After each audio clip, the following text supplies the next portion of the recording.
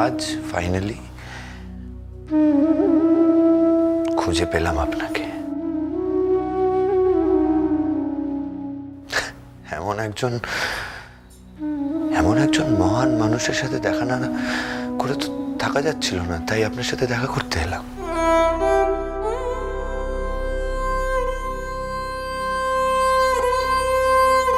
এসে শুনলাম যে আপনিও নাকি আমার সাথে দেখা করতে চান। হ্যাঁ,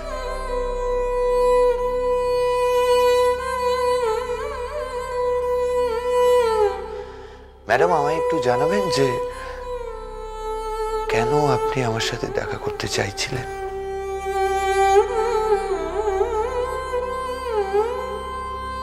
কাঁদবেন না, ডোন্ট ক্রাই প্লিজ। কেন কাঁদছেন আপনি?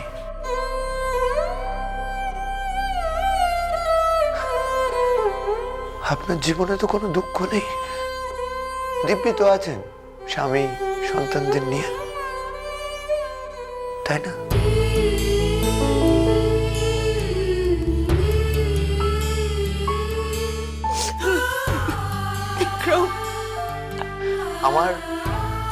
আমার একটা খুব ইম্পর্টেন্ট কোয়েশ্চেন আপনার কাছে আছে। আমি শুধু জানতে চাই যে আমার জন্মের পর যখন আমায় হোমে ফেলে দিয়ে চলে গেলেন, একবারও ভাবলেন না যে আমার কি হবে?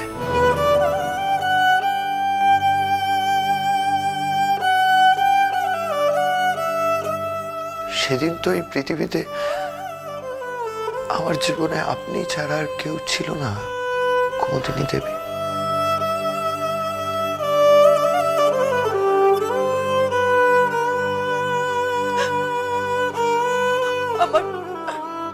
আমার এসবে কোনো হাত ছিল না বাবা, আমার কিচ্ছু করার ছিল না।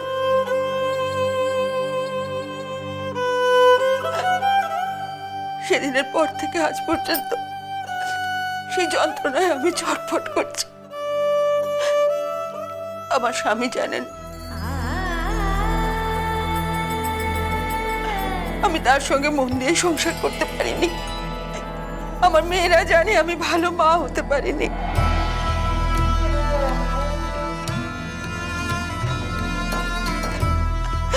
আর এত বছর পর যাকে খুঁজে পেলাম সে আমাকে ঘেন্না করছে।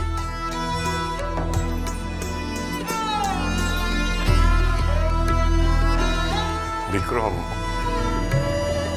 শোনো বাবা, যা করেন আমরাই করেছি, ও কিছু করেনি। ও তখন কতই বা বয়স, ওর কোনো কিছু করার ক্ষমতাই ছিল না। আমরা যা বলেছি তাই করেছে।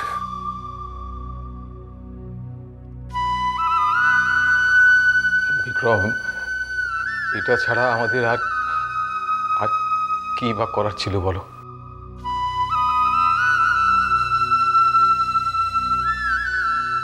অবিবাহিতা মেয়ের সন্তান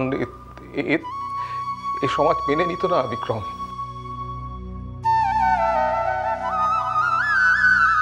আমরা সাধারণ মানুষ, আমাদের তো সমাজের ভয় আছে। আমরা আর কি করতে পারতাম বলো?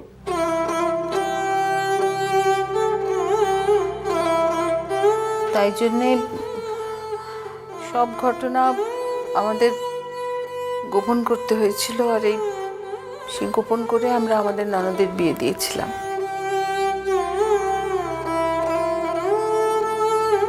হ্যাঁ, আর বিয়ের কিছুদিন পরেই ঠাকুর জামাই সব জানতে পেরে গিয়ে। হ্যাঁ, আমি সেদিন ওকে আমার জীবন থেকে বাদ দিয়ে দিতে পারতাম, অনায়াসে বাদ দিয়ে দিতে পারতাম।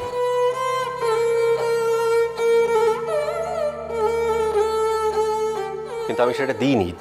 তার বদলে আমি ওর জীবন থেকে ওর চেনা জানা জগৎটা, ওর পরিবার পরিজন আত্মীয় স্বজন শুধু সেইটুকুই বাদ দিয়েছিলাম।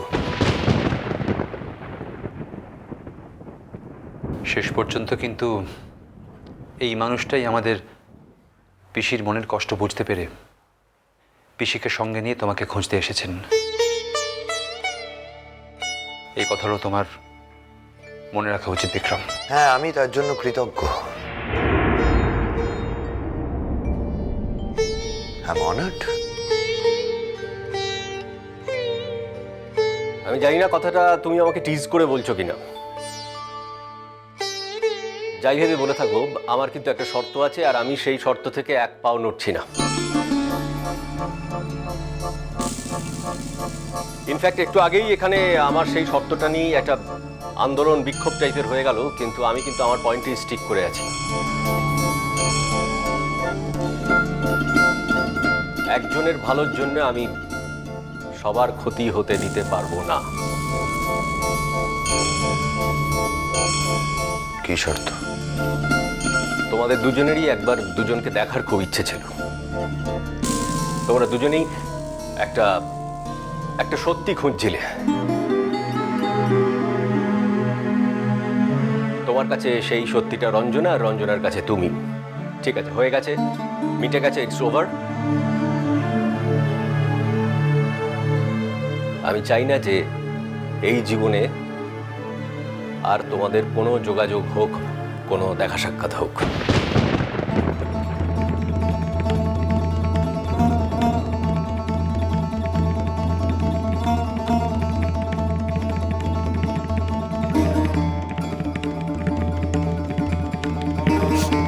তাই হবে।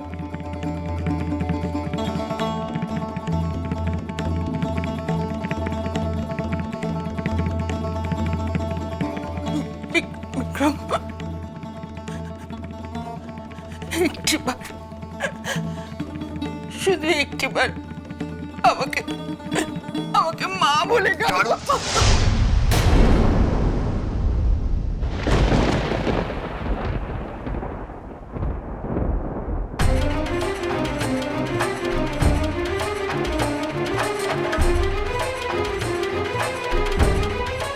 পৃথিবীতে এই মা শব্দটাকে আমি সবচেয়ে বেশি ঘেন্না করি। আর এই যে মিস্টার, কি বলছিলেন আপনি বড় বড় কথা? শর্ত? আমি তো বুঝতে পারছি না আপনি কেন বলছেন। আমি কি বলেছি যে এই মহিলার সাথে আমি দ্বিতীয়বার দেখা করতে চাই?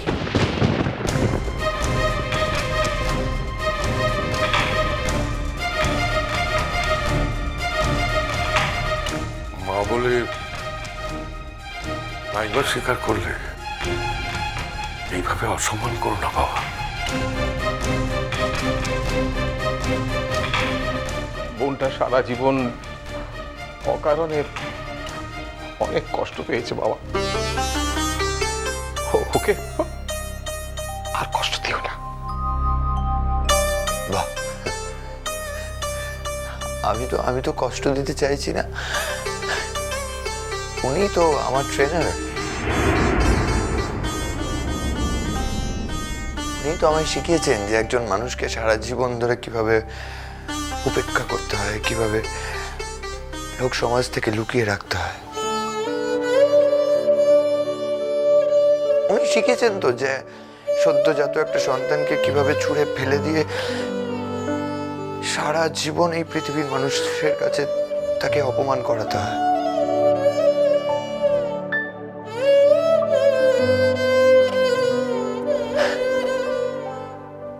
আমি তো শুধু অ্যাপ্লাই করছি।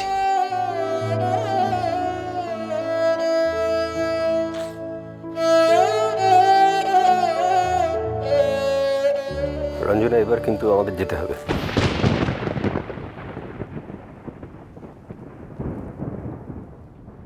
কোথায়?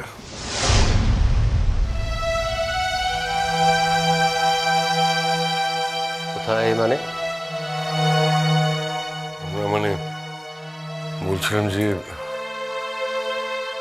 আমাদের বোনটাকে যদি কদিনের জন্য এখানে রেখে যেতে। সম্ভব নয়, আমাদের দিল্লি ফিরতে হবে। মিষ্টি কুটু মিষ্টি কুটু মিষ্টি কুটু।